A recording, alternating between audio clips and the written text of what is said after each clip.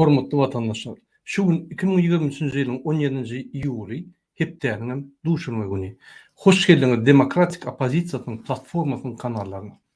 Hormatly watandaşlar, şu günkü çykyşymyň temasy Türkmenistan hökümeti öz halkyny we halkary gurumlary nähili alýar. Gelin şoňa seredip geçelim. Men gepleşigimi başlamakam, men size Türkmenistanyň bize gowuşan habarlar bilen tanıştyrjak bolýar. Ine Mary we Lewap welaýatynyň käbir ýaşaýjylary öz haklaryny gowrap, nägiliklerini hökümete bildirseler, polis we emheme gulluklarının vekilleri olaň öýlerine paketden nasatyp 30 minutdan gelip tutup alyp gidýärler. Soň ýaşaýjylar basar diýip gorkudýarlar. Egerde öz haklaryňyzy gowramany biz etmeseňiz, biz sizi basar diýip şeýle basışlar edýärler. Serdar Berdimuhammedowyň buýrugy boýunça bespredel hereket edýän hukuk bozýan gurumlaryň içinde bir tutulan ýaşaýjysynyň ýanky tanyşy bar eken. Şo tanyşy şeý diýär: "Wah, dogry düşün, dogonjygym, biziň başlyklarymyz Serdar Berdimuhammedow ýanky bolup geçjek agdarşykdan gorkup basışlar edýär, ejetini bajatyny goýman, söýgüýä, barın halky gyrın, saklaň, oturmaň şu ýerde, ılgaň diýip ýanky gorkup bular basış edýär. Şoň üçin biziň başlyklarymyz bize basış edýär, bizim size basış etmeli bolýar. Biziň alajymyz ýok, işte işejek bolsak, şeý diýär diýip ýanky atmaska edýär. Ol hakykatdan hem şeýle. Sebäbi başlyklaram Serdar Berdimuhammedow gurbanlyk basışlar edýär. Bular gorkýarlar. Şu halk galyp bir zat edämesin diýip. Ine siz bir zat düşünmeli. Egerde psihologiýadan ýanky toporun ya da halkın psikolojisini öğrenme olsanız, şu yerde bellek geçirilýändir. Halkın güýji bul ýanky weýran edici güýç. Bul bir zat gurju güýç däldir, weýran edici güýç diýip tasdiklanan psikologlaryň tarapyndan. Şol ine halkın güýji galaýsa weýran etgide öňüňe hemme zatlar. Eger halkyň aýdanyny etmeseň, ine şu ýaly güýçden gorkup ine Serdar we Gurban Berdimuhammedowlar ýanky topon turaýmasyn, ýanky gozorun turaýmasyn, barın halk saklaň, basyň nämeseňiz edin, arkaňyzda sizden, ýanky arkaňyzda men durýan, sizden konstitusiýany, kanunlaryny sorajak adam menden başga bolmaz diýip, basyň diýip söýüp, ejelerini, bajalaryny söýüp iýerýär. Ne şu ýaly zatlar bakça Türkmenistanda hormatly watandaşlar, şu halkymyza edilýän bikarny basışlar boýunça men Serdar we Gurban Berdimuhammedow ýülenjek bolýar. Gurban we Serdar Berdimuhammedowlar, siz iki sany ganhor. Türkmenistanyň iň ýigrilýän adamlar. Öz halkyňyzy bular ýaly edip ýadamalygyňmy? Biziň tebir baýlyklarymyzy daşyna çykaryp, dollarlara satyp, o pullara ugurlawam, näme üçin ýene-de halka basış edýärsiňiz? Näme üçin siz halkyň baýlygyny ugurlaýarsyňyz? Hem de halkın konstitusiyon haklaryny bozup halky gorkudýarsyňyz. Bu ýaly namart, halk düşmany bolup halkymyza ömürlük gorkuda saklajak bolýaňyzmy? Serdar Berdimuhammedow hani bize düşündürün. Näme üçin siz halkın konstitusiyon haklaryny polis we emheme işgärlerini bozdurýarsyňyz? Näme üçin siz Türkmenistanyň konstitusiýasyny bozýan we iň uly jenaýetkär bolýarsyňyz? Siz Türkmenistan konstitusiýasyny kezzaplardan, beýkalçylyk edýän paraxorlardan gorumaly dälmi?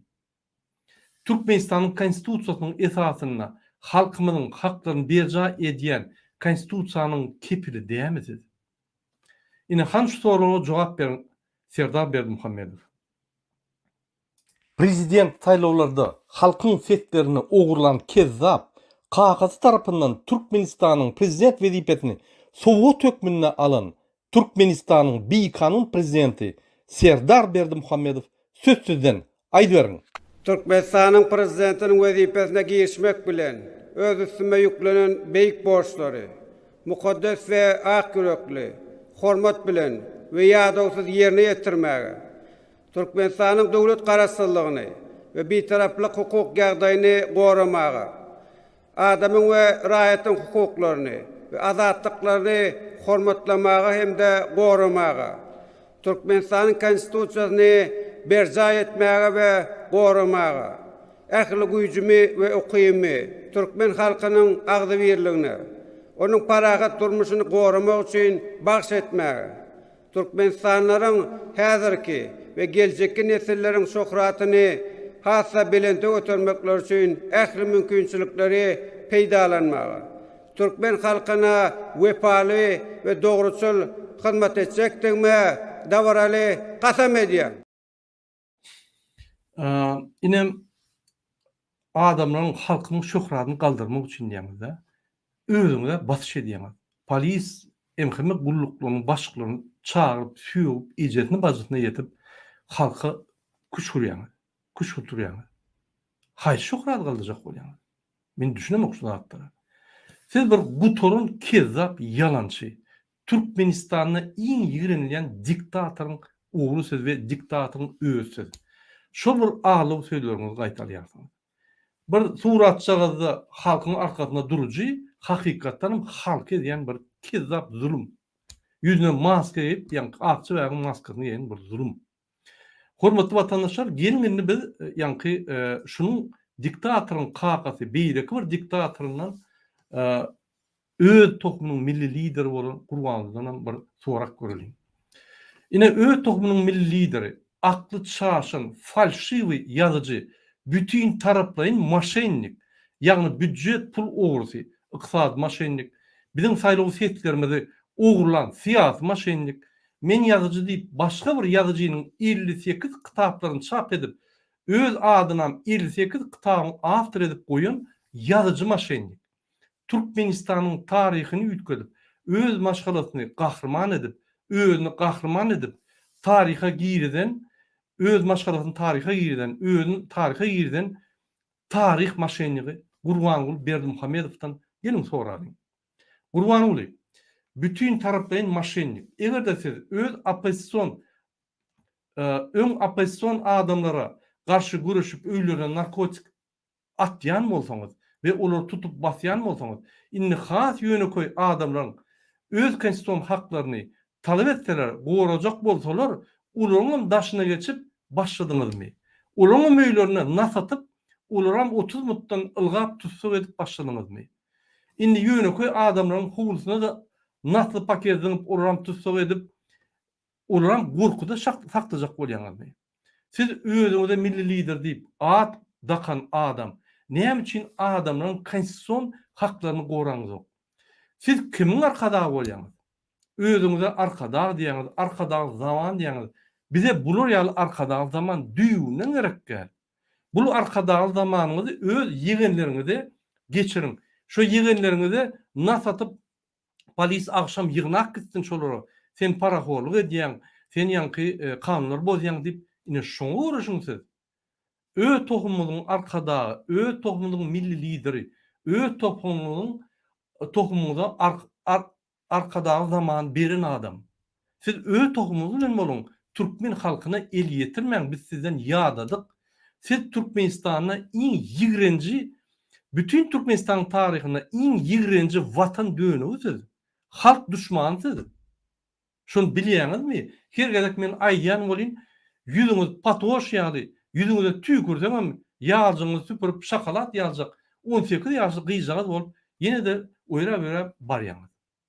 Saçyňyzam indi krasalmany goýduňyz. Ýüzüňize sereseňiz, politiski truba däl, bir hadýaçy trup. Besediňiz siz. Kezzapçylyk besediňiz. Siz bütün taraplaryň kezzap bolduňyz, maşennik. Ay şul ataly ogul ya bizi yıkar ya biz şunu yıkar. Bizde başka alaç yok. Ortaça bolup bilen o. Gelin şu Gurbanlydan soralyňlar. Siz kaçan adamın konstitusiýasyny, haklaryny bozmany goýjak. Hani aýdyp berin Gurbanly Berdimuhamedow? Türkmen halkynyň haklaryny we pullaryny iýip ýören kezzap, halkyň içinde iň ýigrenilýän adam, öz tohumynyň arkadagy Gurbanly Berdimuhamedow söz sizden aýdyň. Hormatly adamlar, men boljak işe diye çäre yok diýipdirler. Bir betbaşyly Duşanowyň arasyndan gynansak da öfem raýatdan var. Şoň üçin hiç şeýle alanda etme. Türkmen döwleti sen her ýeriň arkaňda dağ ýaly ýanýatdylar. Eger durmuş meseleýe çykaýsa, näse Daşary işler ministriniň wekillerini Aňarda ýani Türkiýede bolsa elçixanada giýici unyň dowamyndan ýüz tutup bilerdi. Kime näme kömek gerek bolsa hemme zady eder. Ulu hormatlanmayan, halkın içinde iň ýerleýän diktator Gurbanguly Berdimuhammedow. Siz öz prezident wezipeňizde şeýle bir halkdan ýigrenç döretdiňiz özüňize. Şol adamlar ýanky sadakalar da hemme ýerde öýlerine aýda okuýarlar. Siz tiz ýanky Allahyň öňüne gidip jogap bermeňiz üçin.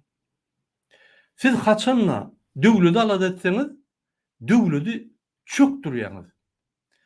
Büdjetden utanman pul ogurlap arkada şäherinizi gurýaňyz. Bizden soraman. Ya büdjetden firmalar bilen baňşyk edip öýden pul ogurlaýaňyz. Siz gowusy döwletiň aladasyny etmeň gaýrat edin.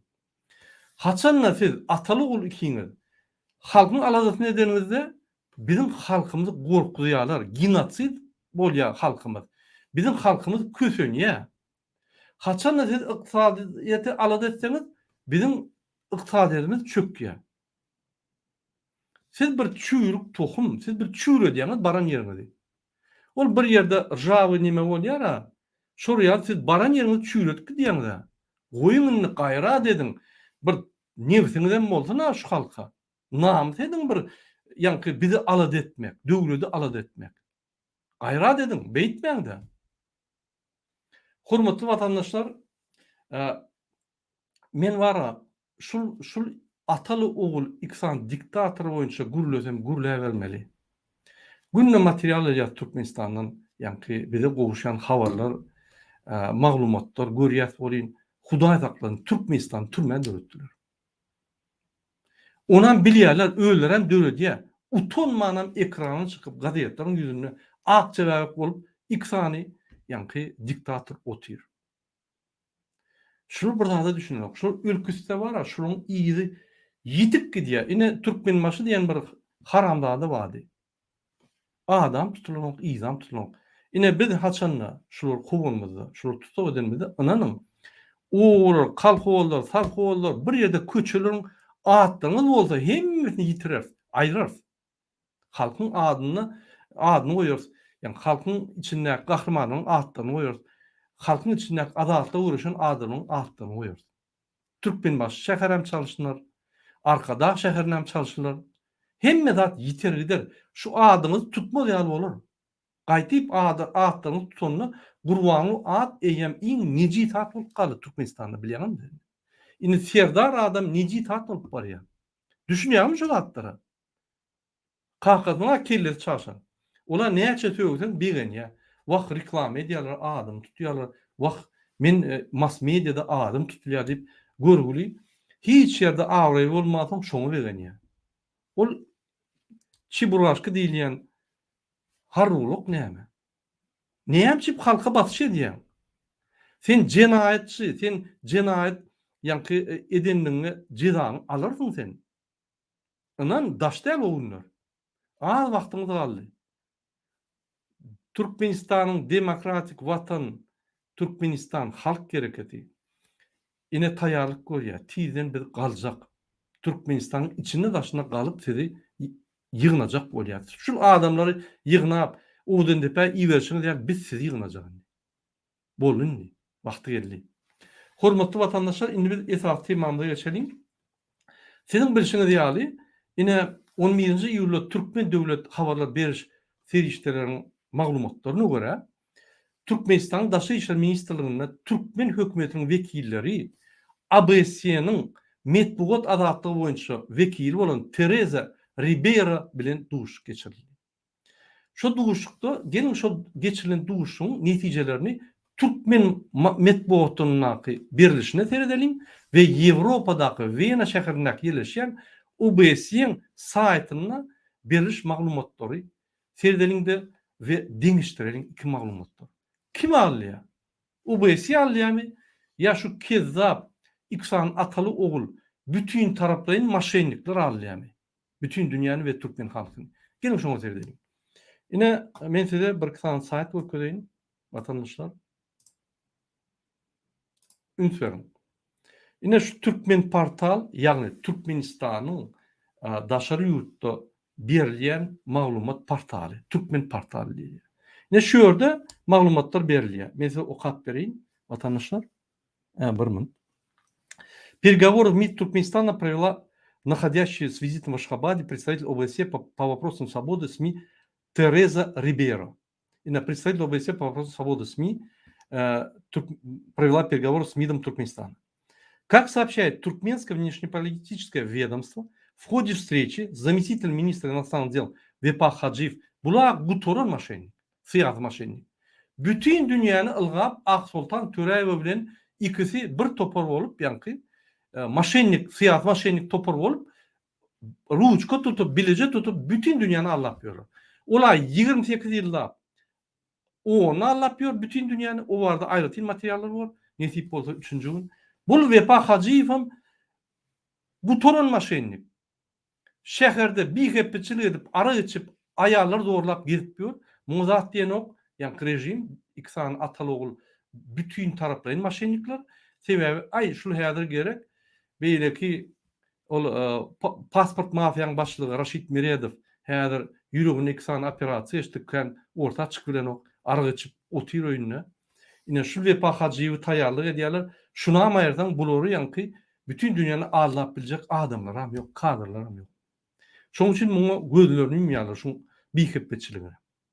Bunun Purtot'tan peydalan şehrin içinde istendik zannediyor. Bir hepçiliği, adamları doğrulap, yankı ayarları doğrulap, göğünlerine deyip, erkeklerin göğününe deyip, ayarlarına göğününe deyip gitmiyor. Ben bir daha da düşünemem.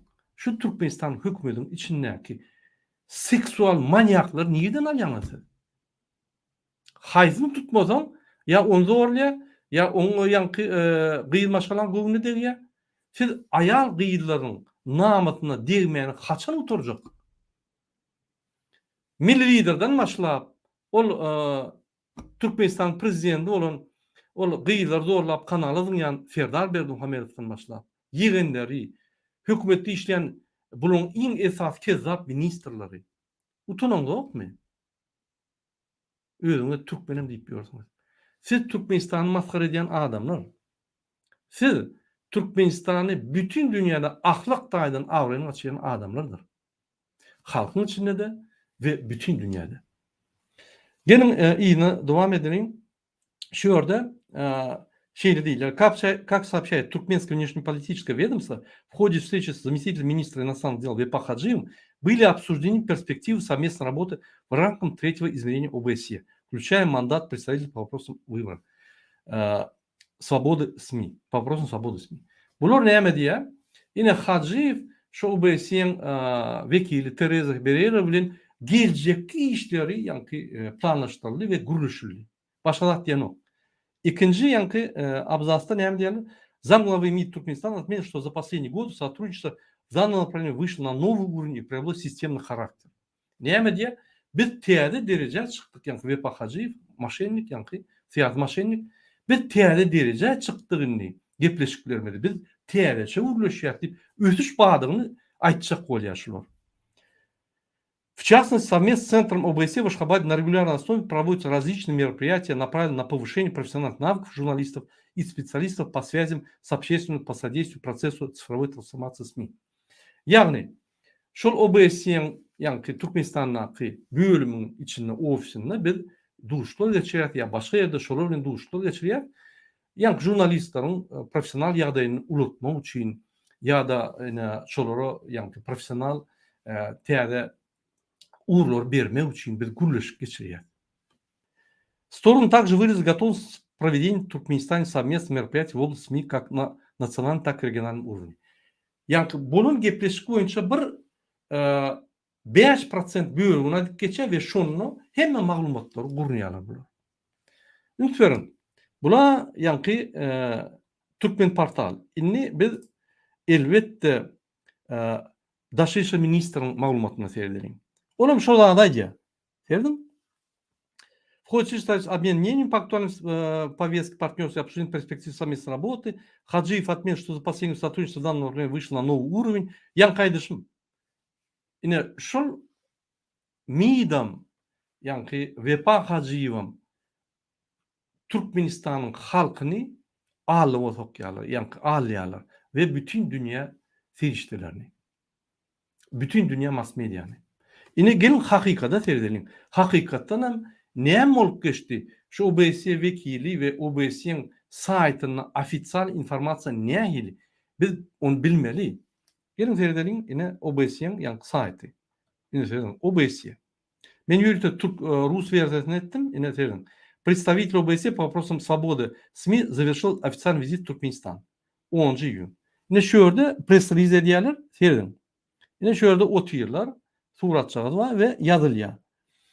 Венада 11 июня 2023 завершился визит в Туркменистан представителя по вопросам ОБСЕ Тереза Рибейра. İki maglumatlar deyin, yani Türkmenistan'daki maglumatlar ve Венa'nın берген maglumatları. Bir setiri. İnniki. В ходе визита Рибейра провела встречу с заместителем министра иностранных дел Туркменистана Вепа Хаджиевым, председателем Меджлиса Туркменистана Дунья Гуадер Гурмановой, председателем Государственного комитета по телевидению, радиовещанию и кинематографии Туркменистана Арсланом Ашировым, Vatan Haberleri'nin esası, yani redaktörü, hem yani maglumatlar bağlayan, cenzur eden, и ombudsmenim Türkmenistan'da Yaz Dursunum Gurban Nazarov'ı. Bu olsa fantom. Dünyada tapılmayan adam Türkmen halkından gizlenip yürüyen ayal maşgala. Şul var mı yok mu inte gören adama az, yönü Türkmen halkı şunu görüp bilen o. Yine şul 3 tane vekil, 4 tane vekil neyme diye. Yine şu arada ulu maglumatları yok Türkmenistan portalına ve Daşişli Ministrliğine. Yine iyi devam edelim. Eğer материал модификации Türkmen portalına. Yine Вена neyme diye. Рибейра обсудил с своим коллегой многочисленные проблемы, связанные со свободой СМИ в стране. Рибейра көп проблемалар koydu orta. Siz de SMİ'niz yani maglumat serişteleriniz azat değil. Dine hükümetin yani bergen maglumatları azatlık yok deyip aydıptır şunu. В частности, она обратила на ограничение на свободный поток информации. Gün bellek geçe arası azat информация yok size deyip.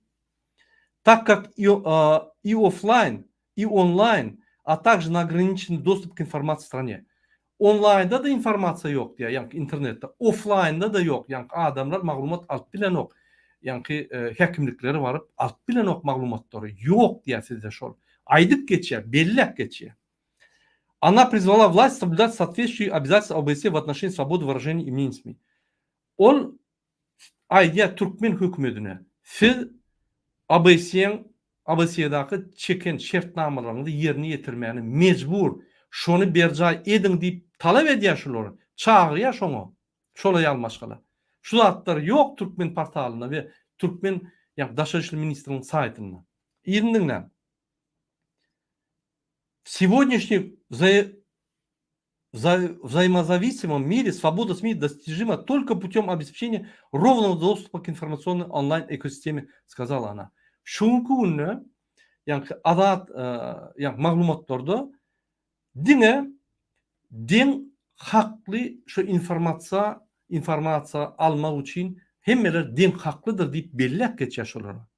Ol vacip mesele. Hemme adamların yani Türkmenistan'da yaşayan adamların azat informasiya almanı hakkı bağdığını bellek geçiyorlar. Dine hükümet hemme informasiya alıp selcerip sayılap dine özüne gereğini modifikasyon edip vermelerliğine yaşıyor. Она отметила, что полный и неограниченный доступ к интернету является важнейшей частью плюрализма средств массовой информации в стране.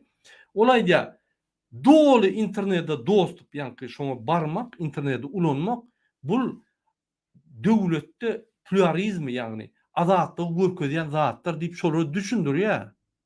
Meni ağlamang diye düşündür ya şunu. Который необходим для безопасности демократического общества. Adamların hukukçuluğu için ve demokratiya, gраждан, yani demokratiya cemiyet için katı vacip deyip şoları düşündür ya. Yani bellek geçer şolatları.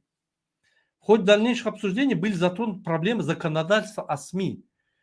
Soňky gurrunne olayda Türkmenistan'ın kanunları yani adat metbuat boyunca onu özgürleştirmeli, doğru değerli bellek geçiyor. Важна роль независимых общественных СМИ, конкретные проблемы, связанные с безопасностью журналистов в Türkmenistan'ı. Esasy problema jurnalistlerin yani hukukçuluğu sizin döwletinizde diýip bellek geçe. Kanunları düzeltmeli, şoň hukukçuluklaryny berja etmeli, kanun üstünden diýip bellek geçe. А также возможность сотрудничества между ПСМ и властями в целях укрепления безопасности среды для работников СМИ. Şol ýürüýte platforma bilen siz işlemeli, şol jurnalistlerin hukukçuluğunu berja etmek için şol gaty wajyp diýip şolary rekomendasiýa berýär. Bu zatlar aýdylan. Näme şu zatlar aýdýar? Sebäbi adat metbuat ýok, adat informasiýa ýok. Bu zatlar wajyp döwlet üçin diýip bellek geçip öz dokladyna Venada görkezýär şol ayal. Я высоко ценю приверженность Туркменистана к многосторонности, в частности ОБСЕ, его стремление к миру и безопасности. Men bellek geçýänýä Türkmenistanyň her türlü tarafa ösjek bollugy, şoň istegini bellek geçýänýä. OBSE bilen ýanky işlejek bolýanyňyz bellek geçýänýä ol. Я хотел подчеркнуть важность свободных и независимых СМИ как инструмента достижения этой цели. Siz biziň bilen işlejek bolsaňyz, biziň ýanky alyp barýan ýoluma goşuljak bolsaňyz, adat СМИ ve adat informasiýa gaty wajyp şu zatlar üçin bellek geçýär şolar. Öwredýär şolary. Представитель подчеркнул необходимость расширения диалога и предложил свою помощь в совместной работе с властями и другими местными международными партнерами для продвижения свободы СМИ в Туркменистане. Olay diye, eğer de sizde kıyınçılıklar olsa biz size kömek edeli. Yani adat metbuat ve adat informasiya döwletinizde bolmaly. Siz OBSE'de çekin şertnamalarını yerine getirmeli bellek geçe. Представитель ОБСЕ по вопросам свободы СМИ наблюдает за развитием СМИ во всех 57 государств-участников ОБСЕ. Şul Teresa Rivera OBSE giyen 50 döwletlerdäki adat SMİ'lere yani metbuatı seyrediyor ve jurnalistlerin adatlığı, informasyon adatlığını seyrediyen adamların bellek geçiyor. Она обеспечит раннее предупреждение о нарушениях свободы выражения мнений и свободы СМИ и способствует полному соблюдению обязательств ОБСЕ в области свободы СМИ. Şulayal öňünden duyduruş berýär, bozaýaňyz diýip we şonu kontrol edýär, aýanlyp aýdýar. Diýmek, şolayal geldi, duyduruş berdi Türkmenistan. Bu diýmek näme? Molim gelip sana duyduruş berýär, şolayaly şu OBSE'den kontrol edýän adam gelip duyduruş berdi.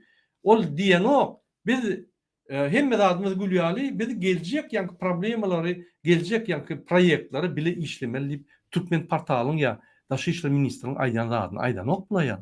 Düýünden ters informasiýa.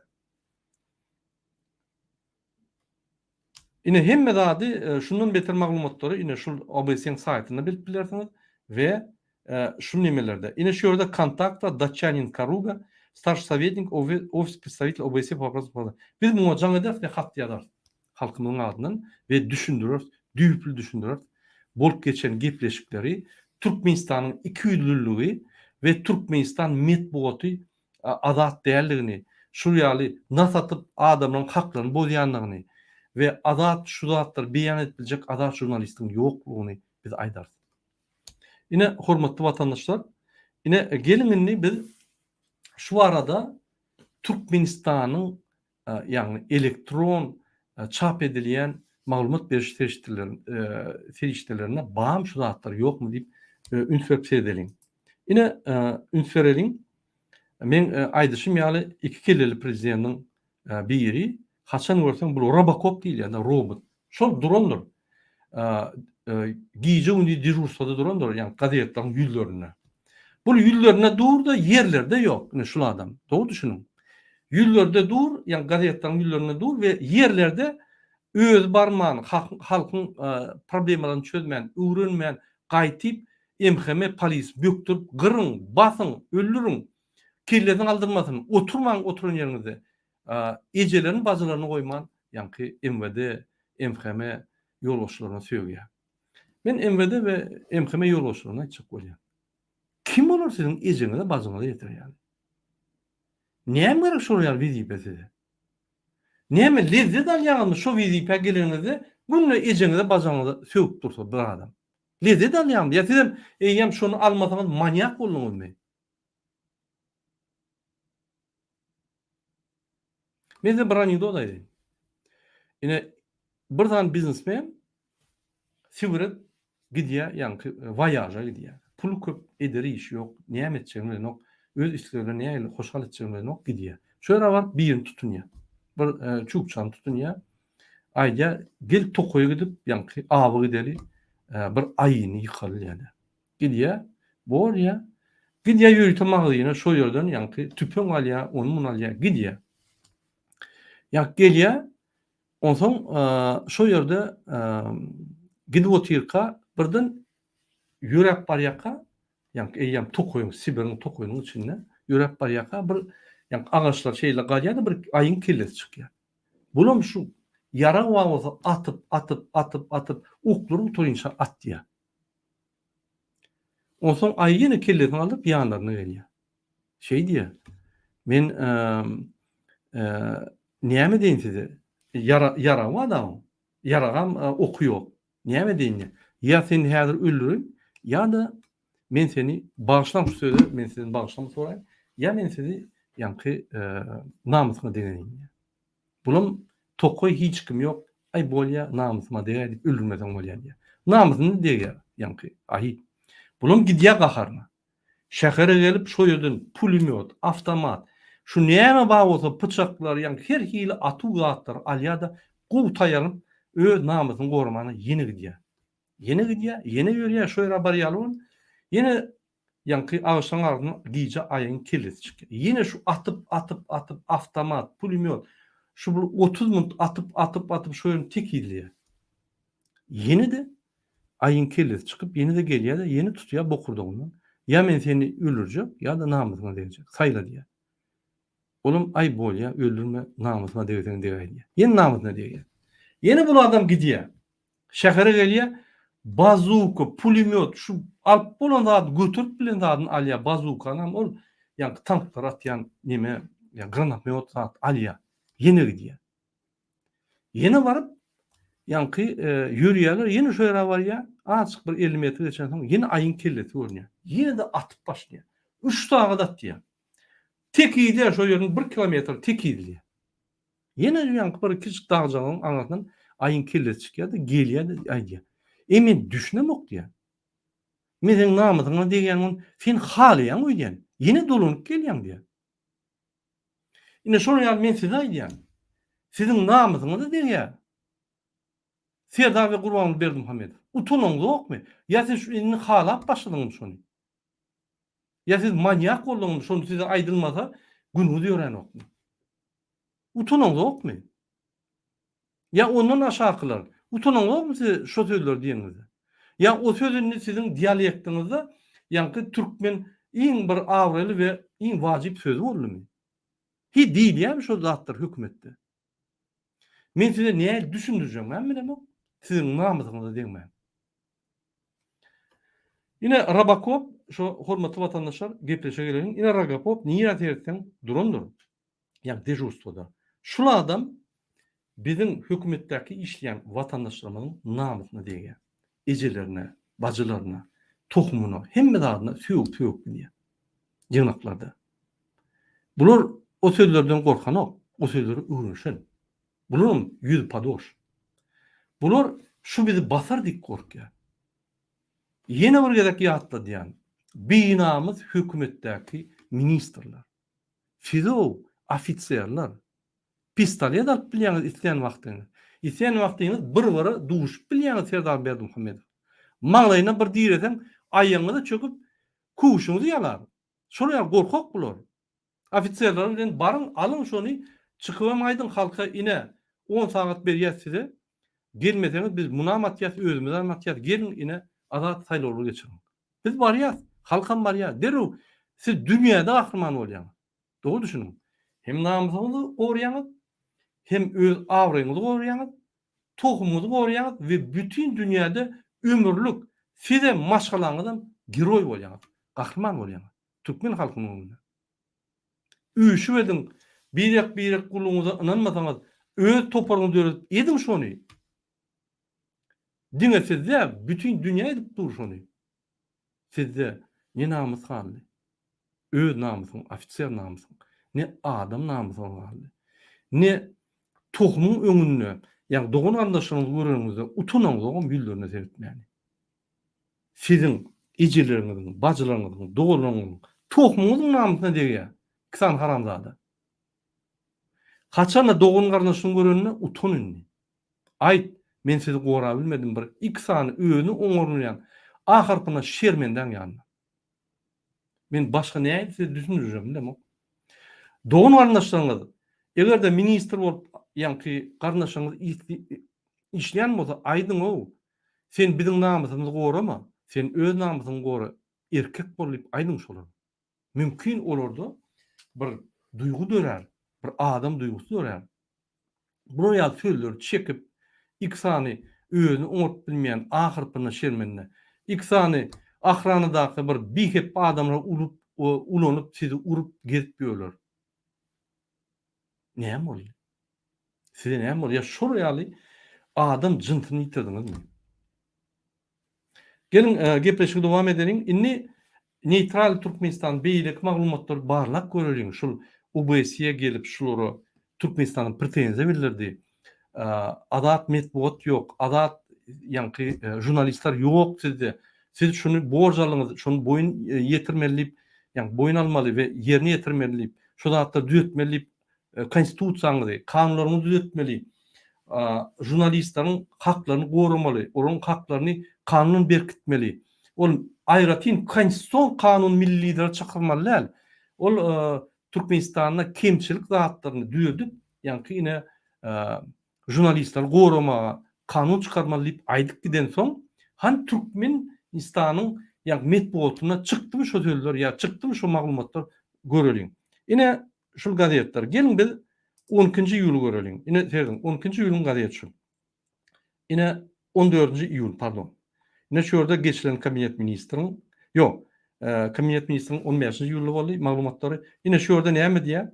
Ine Рыбаков ýa-da Чебурашка укрепление здоровья народа приоритет государственной политики. Ýa-ni halkyň saglygy Türkmenistan hökümetining esasy ýa-ni alyp barýan ýoly. Siz näme diýäňiz?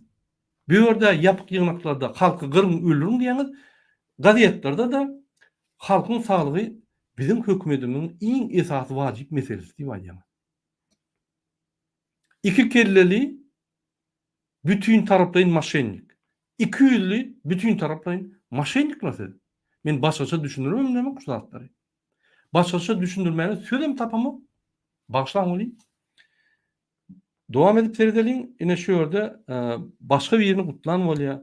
Fransanyň prezidentini gutlan bolýar sebäbi bu dejurny ýa gutlaglar 14-nji iýulda Fransanyň azatlygy boýunça ýa-ni bayramçylyk boldy. Ine arkada, ine goşgusy var. Aýgara bular öz-özüniň gazetini, öz-özüniň maglumat gazetine öz-özüniň maglumatlaryny berýär. Inanyň şu ýerde bir maglumat ýetenok, şular tualete gitdi, gyzyl çaýdan ýa-ni duşda suwa düşdiler. Galanda tem zat ýazylýandyr. Şular unetdi, aňrytdy, munaşdy, gaýçylan muny gyrtdy, gözü bilen aňry seretdi. Ýene bir zat, bir topar gerekmejek maglumatlar. Ine başga bir nemeni görelim. 8-nji iýulyň maglumaty. Ýagny OBS'ň wekiliniň entek Türkmenistana bar wagt maglumatlary. Ine görelim kabinet ministriň ýygnagynyň ýa-ni netijeleri, kabinet ministri transagenda dialog pa klimatu, ýa-ni howa boýunça ýa-ni dialoglar. Ay her bir zat ba, başga zat ýok. Ýa maglumat ýok. Ine seredelim 12-nji iýulda. Yine de следуя курсам внешнеполитических инициатив главы государства. Янки Сerdar Berdimuhammedowyň yani halkara inisiativatynyň uğruna diýerler. Haýsy halkara inisiatiwa? Bütün dünýäni alýan inisiatiwa mi? Ya haýsy halkara inisiatiwa? Aýdyňany. Adam haklaryny bolýanyz.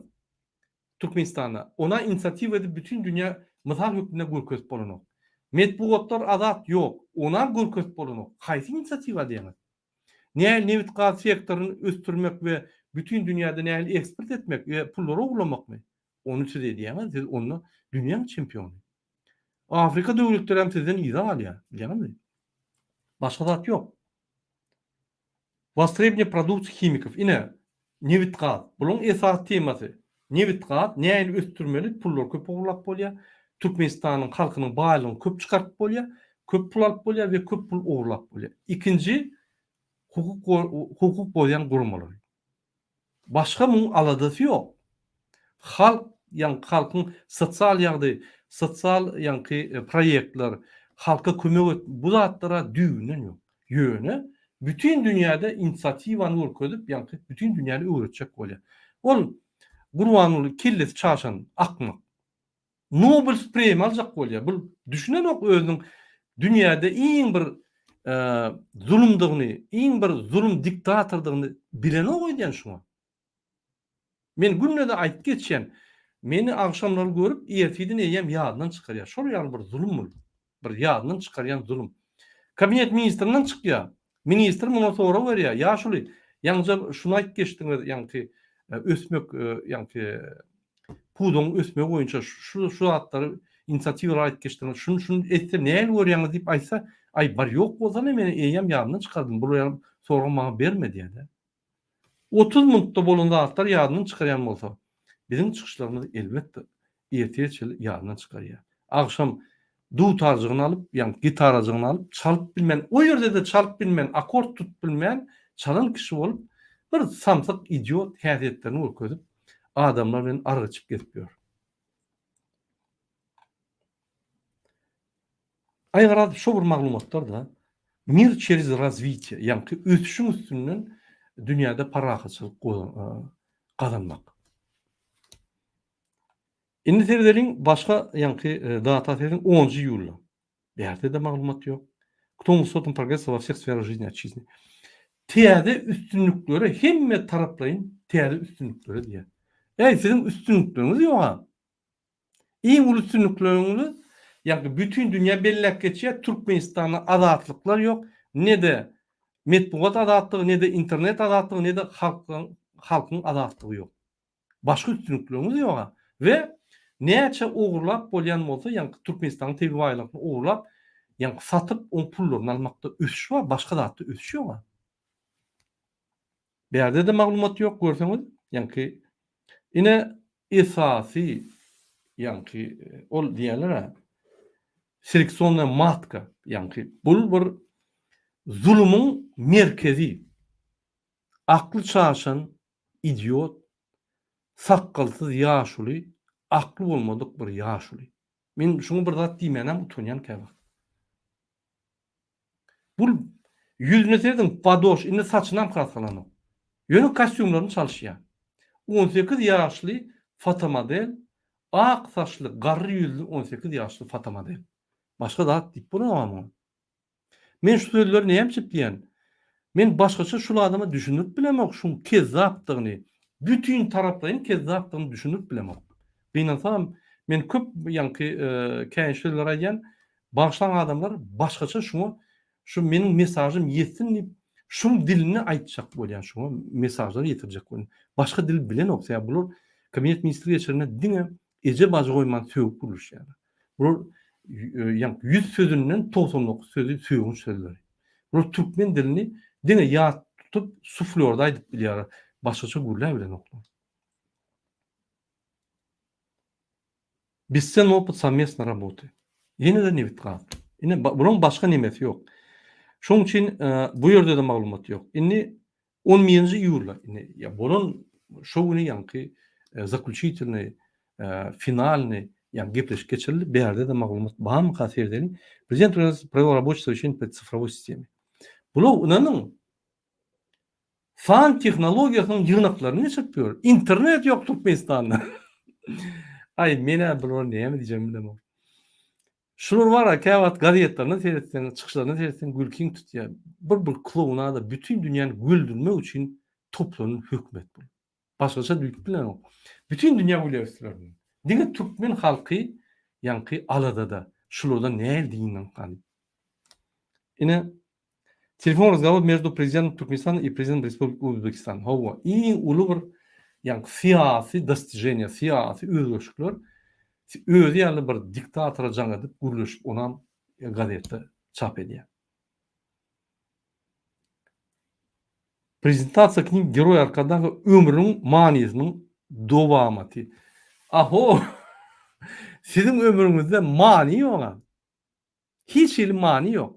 Ne siz gidersiňiz hemme zat çarşmaly bolýar. Diýmek many bolmasaň many goýmaly bolýar. Hormatlan men Gurban Berdimuhammedow bir düşünüňä men bir türkmen dilini aýdan, sada dilli özüm aýdan.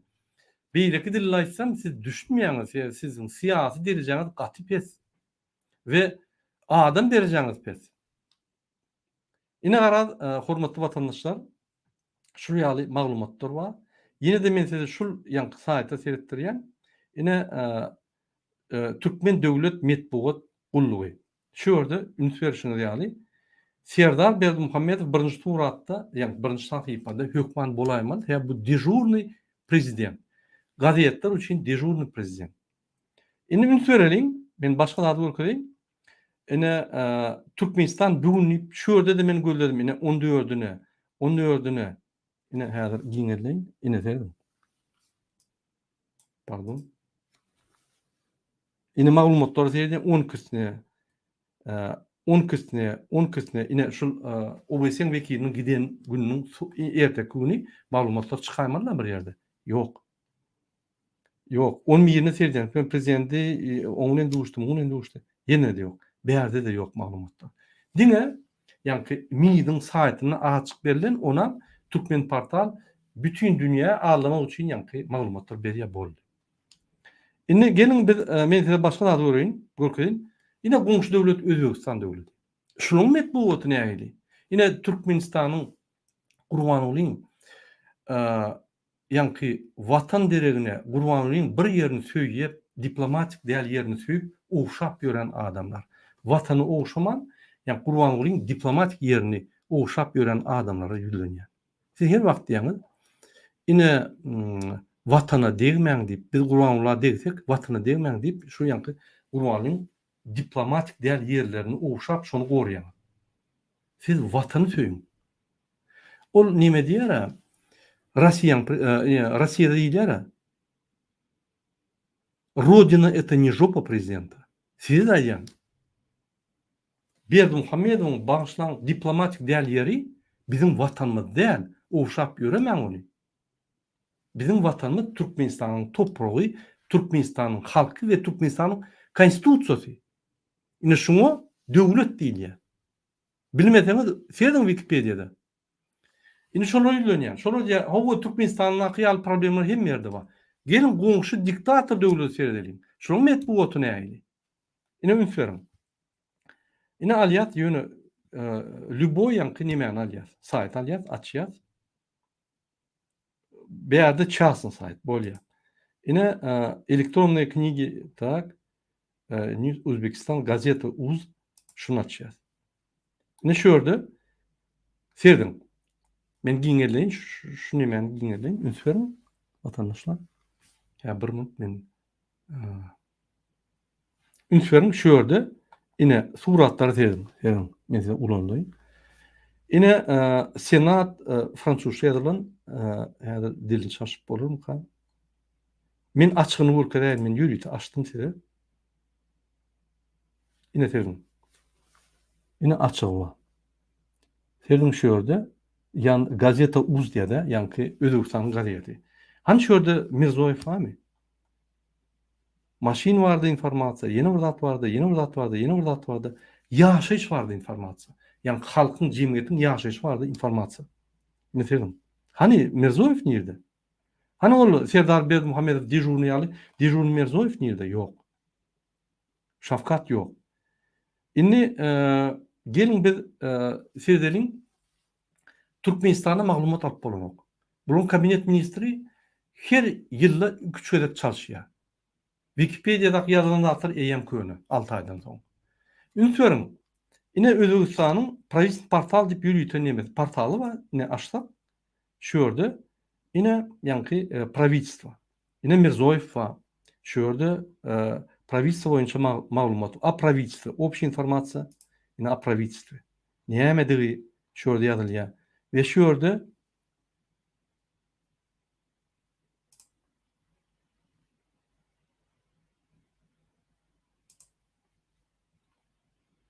yine şurada men başkasını açıp vereyim. Yine şurada Sastava kabinet ministri. Ünsörüm.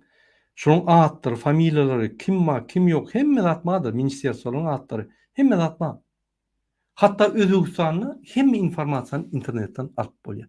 Türkmenistan'da sadece boyunca informasyon yok. Goskomstat gizli informasyon saklıyor. Statistika yok. Peripis nasilyenin açık maglumatları verdiler. Yok maglumatlar. Denişleri yerler. 2012 yılın maglumatları yok. 2022 bilen denişleri yer, dinamikası yer yok. İktisad maglumatları hemmesi yalan. Oğlum yürüte şeyler verir birbirine karşı olup çıkıyor. İnformasyon yok. İnformasyon adatına anırda dursun. Hükümet informasyası yok. Yine hatta kabinet ministrinin yürüte saytı var. Bizim Türkmenistan kabinet ministrinin saytı yok. Yine saytı var şurada. Onun yani adlar, familyaları, neymiş yani var da hem informasyon var. Lütfen. Yine yürüte yani Serdar Berdimuhamedov yalı dejurni hem yerde şun turat bolmadı yalı yürüte prezidentin saytı var. Hatta yine meni halk prezident deyip sayıldı. Benim saytım var da. Yani Narodный Izborный prezidentinin saytı var. Türkmenistan prezidentinin saytı nerede? Yine şurada prezident barada hemme maglumatlar var. Yine şu doğru. Şurada mun ediyen iş, mun nimeti bolmalı. Yöne cemiyetin cemiyet barada maglumatlar bar yerde prezidentin maglumatları sokulmalı. Ol şu cemiyetin haklarını uğurladığını oluyor. Yine şu Türkmen Metbuat Neşriyatı düşünmeli şu zatlara. Siz hemme gazetelerde birinci palasada o 80. yılın teknolojisini ulanıyorlar. O yıllar gitti ya. 80. yılın adamı Gurbanul Berdimuhamedov'un siyasatları häzirim 80. yılın siyasatları Serdar Berdimuhamedov 2021 yılda yani 20. asırda täze teknolojiýalar ulanır diýsek, bulunmuş 80. yılın teknolojisini yani mass media teknolojiýalar ulanyp men kakamın ýoluna alyp barjak diýip bir samsyklygy ýygy. Yine prezident öz suratlaryny diňe öz saytyna goýup bilmeli ve şu ýerde maglumatlar berilmeli. Şun edýän işi, nire var yani, kimden duşan hemme zatları. Ünsörüm men size görkezeyim. Yine şunu gazeta us diýilýär. Şu ýerde ýanky diýişim ýaly hiç il maglumat prezident barada ýokdur. Bolsa bir tane iki tane maglumat vardır. Ondan başka yani gazeta seyredilin. Bunu News us diýär. Ünsörüm näçe tane makaly var birinji stranisada? 1, 2, 3, 4, 5, 6, 7, 8, 9, 10. Hani prezident? Yok. 10 tane makaly var, prezident barada informasiýa yok. Täze prezident öz işi bilen halkyň jemgyýetiň ýa-ni öz işi bilen, halk jemgyýet metbuat öz işi bilen. Ine seyredeliň başgatma. Ine mysal üçin Türkmenistan kabinet ministrligine seyredeliň. Ine basýan bolayım, şu arada maglumat aljak bolsaň. Bul ýa-ni Agentство по транспорту oňa düşýär, bolýar. Muňa da üns bermäli. Ine kabinet ministri Wikipedia'nın göremedek, yani bu maglumatlarım her 6 ayda çalışmalı, çalışıp yetişen o Wikipedia. Yine Türkmen Metbuat'ın maglumatları seyredin. Yine de yani Dijun Robokop, yine Qarr Robokop, Yaş Robokop, yine şular. Başka da diyor ha.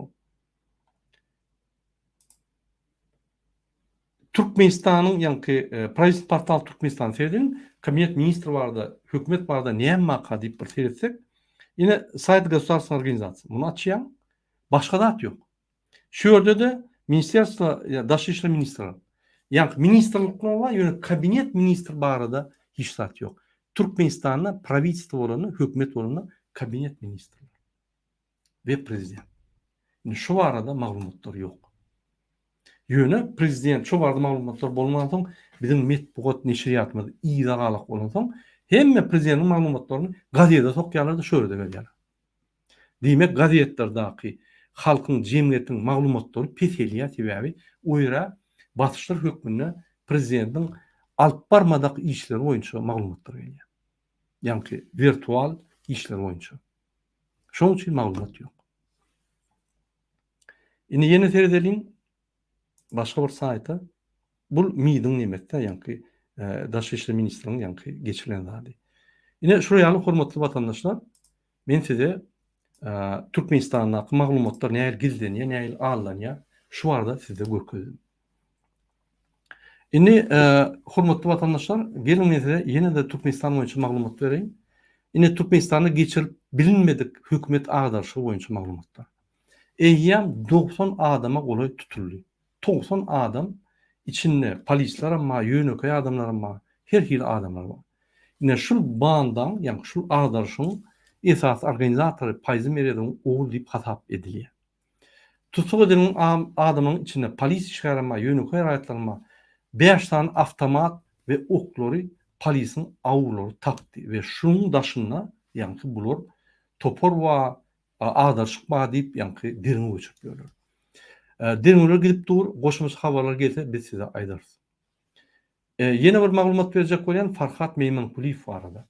Men öňümde diýdim, Farhat Meýmankuliýew şuň akidelermi etir akideler belesi ýok ýöne. Şuň ykbaly prosedura boýunça gidýär. Biz oňa hiç täsir etmeýän, muny daşaryda çykarýar. Ya Amerika ya Ýewropa döwletlerine azat döwleti çykaryp munyň hukuksyzlygyny gorarlar. Ine häzir şuň pasporty bolmadan soň prosedura gidip dur, pasportları işläp dur, şuny pasportdan üstülen ofisialny ýani başga döwlete getirip şoňa derrew ýani gaçyp atalyga we beýlik zatlar berirler. Prosedura gidip dur, bizim maglumatymyz boýunça alyp duran maglumatlarymyz boýunça tiz wagtda şu meselesi çözülmeli. Men onu haçan diýiljekkä ýöne çözüldügi biz size habardar ederiz.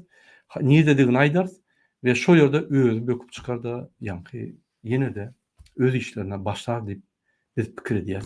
Ine şu ýaly maglumatlar. Ine hormatly vatandaşlar, men size gysga Türkmenistan boýunça bu geçen dağıtlar aýtdym we Türkmenistan hökümeti näýdi maglumatlaryň üstünden öz halkyny we bütün dünýäni alýanyny görkezdim.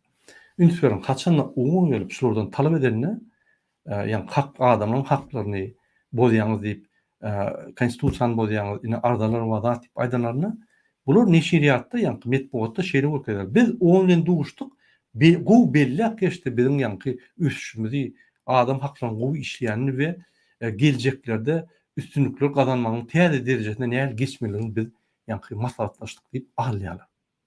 Dolu ters tarap bolýandyr. Ünsüren şol zatlara. Pikir etmeň, ine hukuk gorýan gurumlar halkara gelip bular bilen bile tans edip bile ýani el çapyşpýarlar. Ýok. Ananyň OBS gelip pretenziýa berip gitdi. OBS gelip hereket edýär bizim haklarymyz üçin. Ýöne Türkmen halky edýär nädir ony? Şoň üçin biz OBS ýa halkara gurumlaryna töhmet at bilemdi o. Olar edýär etmeli ýerlerine. Biz edemdik. Biz ardalar ýazamdyk. Biz videolar uradamdyk. Biz maglumatlar beremdik. Olar bir görüşer ýaly. Senin adımdan soram. Bir maglumat, bir video, bir surat. Ay men maşgalanma, men nemem. Bizim näme maşgalamyz ýokmy? Ya bizim dogunarynşymyz ýokmy? Biz özümüz gorap, öwrendik sizden. Tapın barýan. Goran, el degirtmeň maşgalanyny. Hani gurbanly maşgalama degirtin? El men ediljek oýnumy görkezden şulara näil edilýän. Sizin tapın bir barýan. Goran maşgalany. Diňe iki variant däl, näil maşgalan gorap bolýar. Müňlerçe variant bar. Näme o polisiň öýge baş edýän polisiň öýüni tap bolanokmy? Tap bolýar. Siz pul berip bir topar maglumatlary edip bir topar bir kanun zatlar edýäňiz. Näme polisi bar pul berip ýa şöyle tanşyňa pul berip oň niýede ýaşanyny bilip bolanokmy? Bilip bolýar. Öýüne bar baş edip bolanokmy? Et bolýar. Siz onu etmersiňiz. Ya oýa barp öýüne näil baş etmeň ýollaryny öwredelmisiz. Gapysyna bir zat goýup gaýdýan, gowda zat her gün Gapyny açyp şoň portuna çydamaýar. Ya gapyna ýazyp gaýdan watan dönügi diýip, halk dönügi diýip. Näme et bolmakmy? Et bolýar, bir topar million uğurlar bar. Oturup kelleňizi işledim. Goraň özüňizi.